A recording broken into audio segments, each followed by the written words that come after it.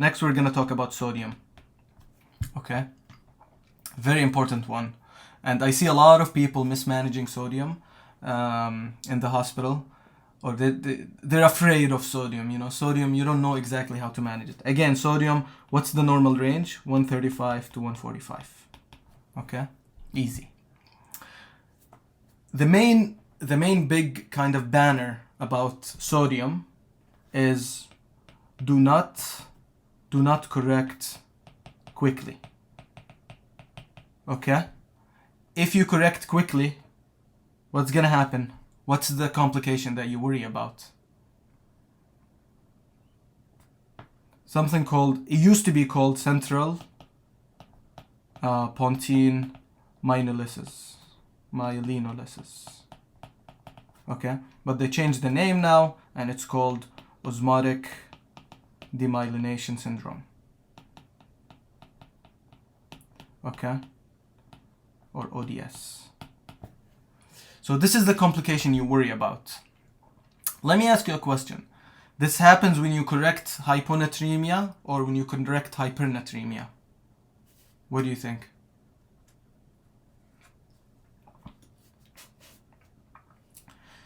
It happens for both, but more so when you correct hypo to normal. Okay? For hypernatremia, it's a little bit more forgiving, but still, it can happen for both. Okay? So let's start. Hypernatremia. So if you have a patient who's hypernatremic, first of all, what do you think about when somebody is hypernatremic? In terms of etiology. Depends on volume. So, Yeah. So they're like volume depleted. So you're talking about somebody who's dehydrated. Okay? Remember something. Sodium or hypernatremia in general it's a really strong force in your brain. It promotes thirst, and when somebody is thirsty, they're gonna seek water. They're gonna drink. Okay? So the idea is that if somebody has hyponatremia, if they don't have water, they're gonna become hypernatremic. They're gonna stay hypernatremic. But if they have water, they're gonna drink and it's gonna improve. Okay? So in a way, somebody who's active, functional, who walks around, who can drink, who can take care of themselves, they're not gonna become hypernatremic. It just doesn't happen. Even if they have whatever, even if you inject them, you give them a lot of sodium, they're just gonna go seek water, they're gonna drink water, and then it's gonna improve itself. Okay? Now, some people might become chronically hypernatremic. That's another thing, it's a little bit more intricate. I'm not going to talk about this here, but essentially when you are hypernatremic, quickly, your brain shrinks a little bit, okay? And after 48 hours, enough modulation happens in the brain that it goes back to kind of normal. So when somebody is more than 48 hours hypernatremic, then you want to be slow in correction. And this is why we say just correct slowly all the time, because you don't know. Because if you correct fast, if somebody's brain already got accustomed to the hypernatremia, it's going to cause brain edema, sometimes brain herniation or ODS. Okay. So dehydration is one of the causes. What's the other causes you have to consider? Somebody with polyuria and what is that called? So diabetes insipidus. Mm-hmm. And then iatrogenic. Exactly. And then it can be iatrogenic. There's always iatrogenic component. Also Conn's syndrome. Okay? So these things can cause Conn's syndrome, hyperaldosteronism essentially. Okay? Can cause hypernatremia. All right. Cool. So if somebody is hypernatremic, the first step, again, remember you said that somebody is hypernatremic means volume down, means they're dehydrated, okay? Means they have a water deficit. So you have to calculate a water deficit. What is this foreign concept? This is an actual objective measure of how much water you need to get the potassium to a normal level, okay? And how do you calculate it? complicated maths. So when there's complicated maths, what do? You go to MD Calc. And then you just calculate. You give it the sodium at this point. You give it your target, and you give it the patient's weight, and then it gives you how many liters is the patient deficit. Okay, and so this water deficit, essentially, you have to replete it. So, in a sense, hypernatremia is not hypernatremia; it's wateremia. Okay, so you just have to give water, essentially, to get the water up back to a normal level. So this is why step 1 is to give free water. PO. Okay? So how do you give free water PO? You can either drink water, but a lot of times, these people who become hypernatremic are actually sick. They're actually either in the ICU or they can't even drink water, and this is why they're hypernatremic, because they're dehydrated, because they can't drink. Okay? So you can either give the water PO, but a lot of times this is not feasible, or you can give it via like the NG tube or via the OG tube. Okay, if they're intubated, they have an OG tube, an orogastric tube, or a nasogastric tube. You just give it through this. Okay, and what you want to do is you want to calculate, like, let's say they're 2 liters down. You want to do 2 liters, and then you want to, put it throughout the day. So you want to say, okay, you need 2 liters today, so I want to give you 2 liters, and I want to give you a little bit extra because there's a lot of insensible losses that you didn't calculate. So I'll give you 2.5 liters of water, and I'm gonna give it throughout the day. So let's say I want to give it at like 250 ml Q4 hours via the NG tube. Okay, so we call these free water flushes. So the nurse will administer 250 ml of water. Okay, you can give it at higher frequency. So this might solve your problem. Okay, this will solve your problem. The other thing you can do is you can give IV fluids. Now, with IV fluids, you have to be careful. Now, you can give, isotonic normal saline. Okay, and isotonic normal saline, remember, this is 0.9% NS. This is what they call it. And how much sodium chloride does it have? So 154 of each.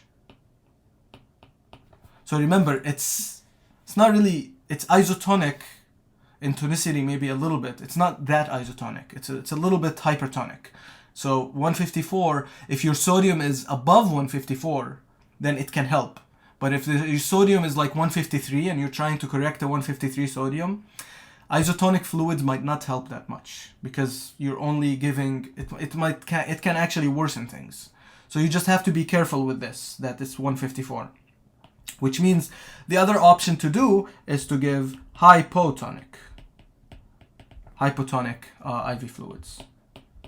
And when you give hypotonic IV fluids, the typical thing to do, or the options you have, is any sort of normal saline that is diluted, okay? So they call it half normal saline, for example. You can give even quarter normal saline, right?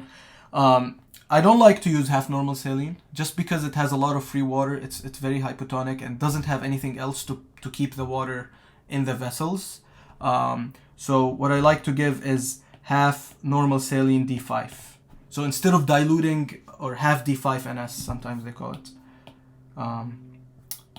So half D5NS. So instead of diluting the sodium in free water in just pure water, I dilute it in D5, in dextrose, okay? Or you can give D5.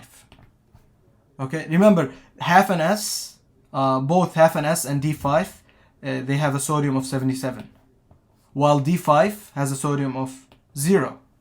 So you just have to kind of be careful when you give these. You don't want to give them too quickly, okay? Again, the goal is to go slowly, okay? There's not a strict goal in hypernatremia. I've never seen some, people complain about it. I don't think you will correct too quickly. It's rare that I see somebody correcting too quickly in hypernatremia, okay? Any questions about hypernatremia?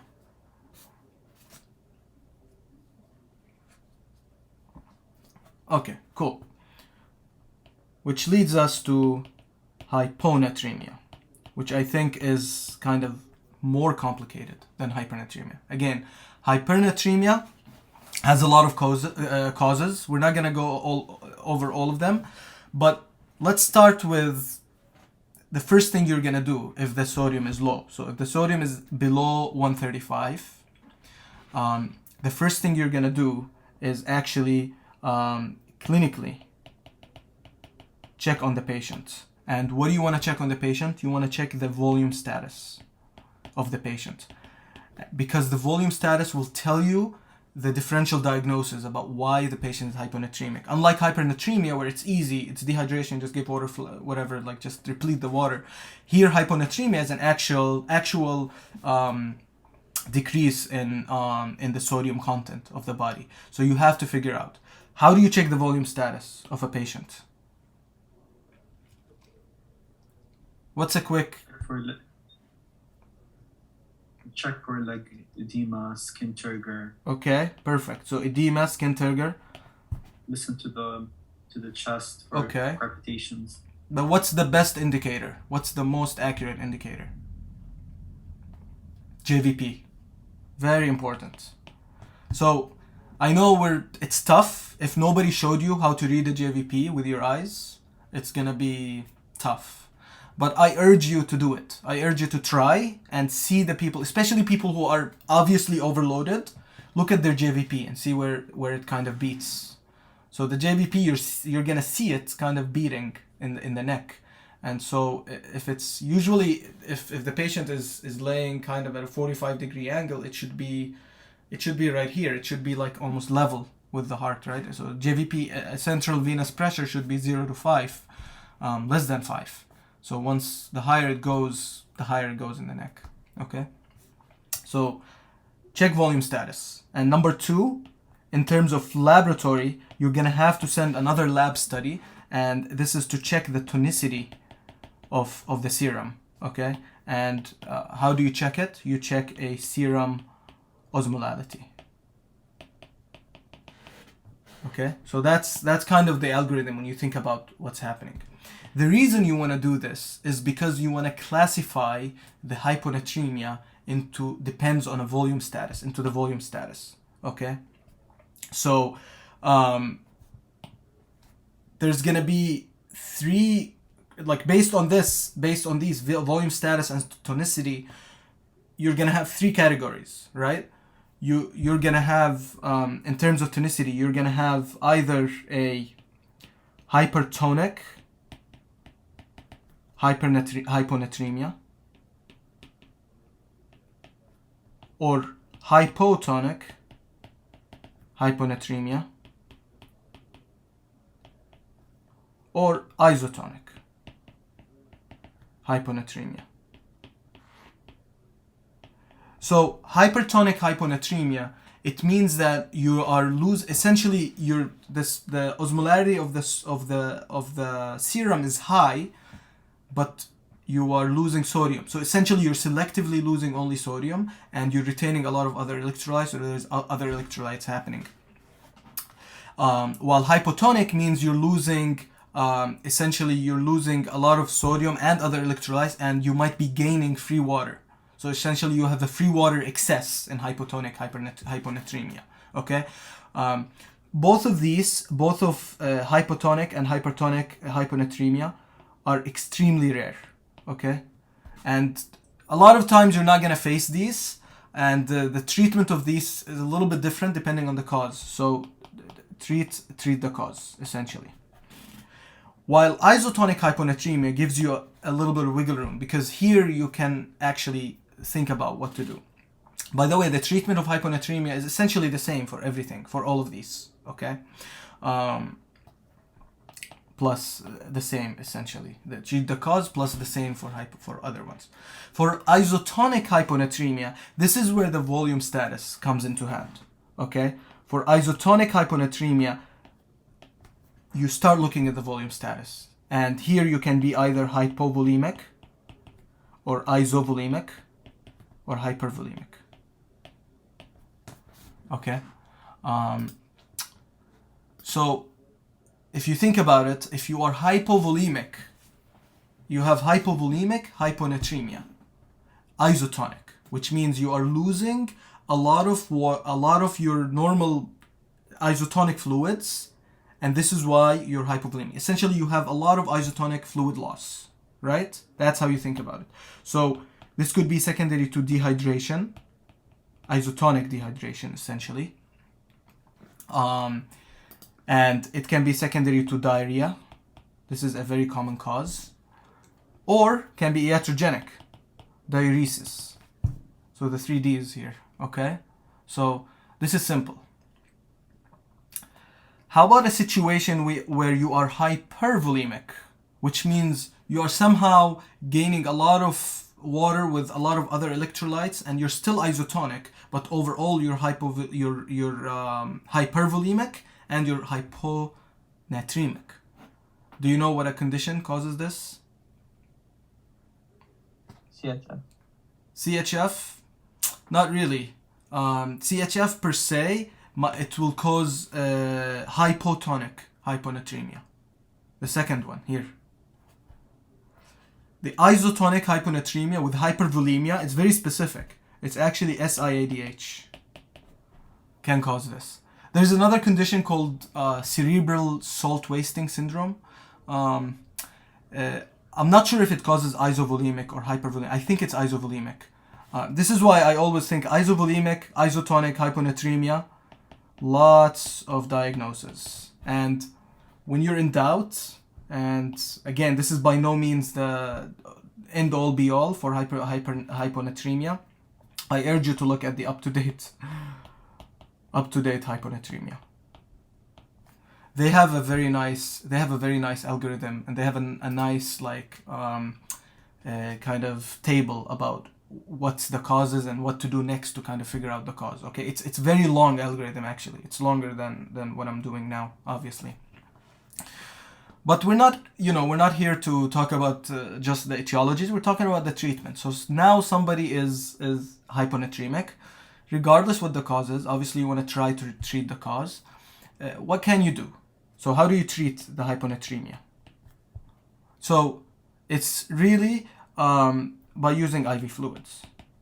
And the IV fluids of choice that you're going to use is kind of... hold on, give me 1 second here.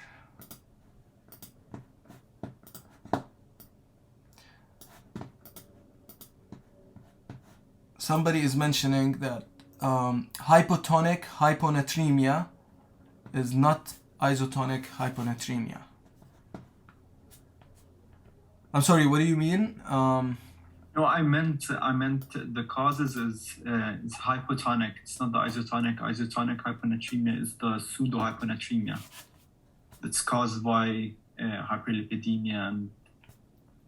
Oh, you mean this guy here? Yeah, I mean that one. Yeah. This one should be hypotonic? Yeah, that should be hypotonic. You sure? Yeah. Positive.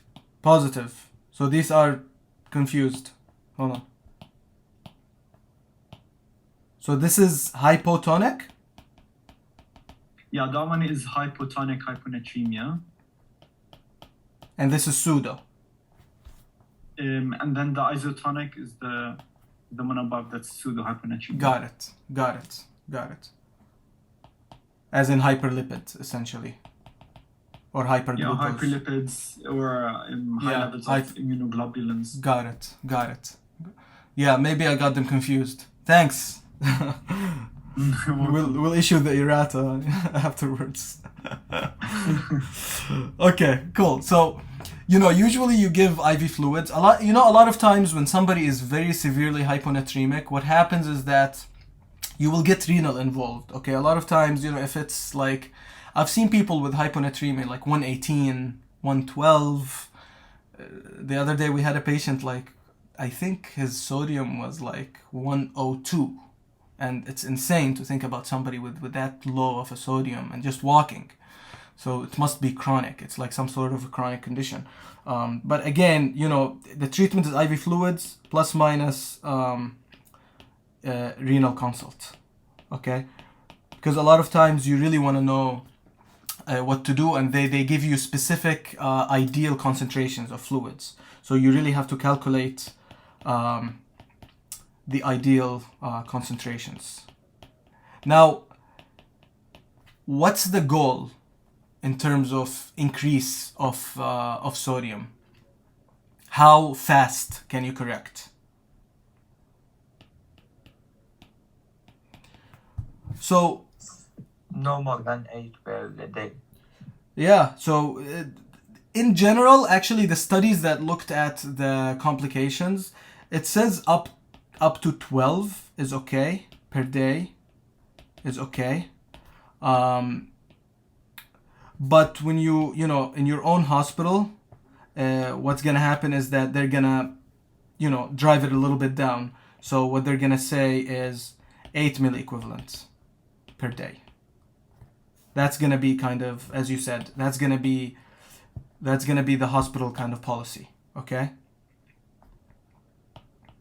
No more than 8 milliequivalent per day. So that's how you're gonna correct. Let me ask you another question, okay? If a patient, before I ask you the question, so it's easy, right? A patient shows up with a sodium level of 120, right? Then after 24 hours, where you want to be? You want to be at 128, right? And then after 24 hours, you're gonna be at 136. Okay, and so on and so forth. Okay. Let me ask you another question. A patient shows up with a sodium 120, okay, and then after 24 hours, the sodium was 132. Or actually, let's exaggerate it. 136, okay? And then after 24 hours, it remained 136. What do you think of this one? So 120, 136, 136 after 24 hours. Hypovolemic, hyponatremia. Yeah, but this is after you correct. No, what I'm saying is that, look, here you corrected, right? So how much did you correct here? You corrected plus 16. Yes. And then here you corrected plus 0. The question is this patient at risk of ODS? What do you think? That's question number 1. Because you overcorrected. You clearly went over. So in general, you're gonna be scared, right? Once you see that 136, you're gonna, be like, okay, I messed up. I need to maybe give hypotonic saline or do something like that. But really, it doesn't work that way. The way it works, it really averages overall. Like this 12 per 24 hours, yes, that's what they say, but they averaged it. Like all these studies, they took the patient's length of stay in the hospital, and they said they showed up with this sodium, they showed up with this sodium, they went out with this sodium in this period of time. On average, they increased 12 per day. Those who increased more than 12 per day were at risk of the ODS. So it's an average. So this is okay because you're taking the average over the length of stay. Okay, now it's not encouraged, but this is what happens. Okay, question number 2. How far in time do you get ODS? Like patient, discharged on a really, you overcorrected, and then you send them home. Are they gonna come back in within a week or weeks? Are they gonna come back within months or years? What do you think? I would say months. Months. Yeah, so it's really months, and it's even up to a year. They can come 1 year later with paralysis, and they might have ODS.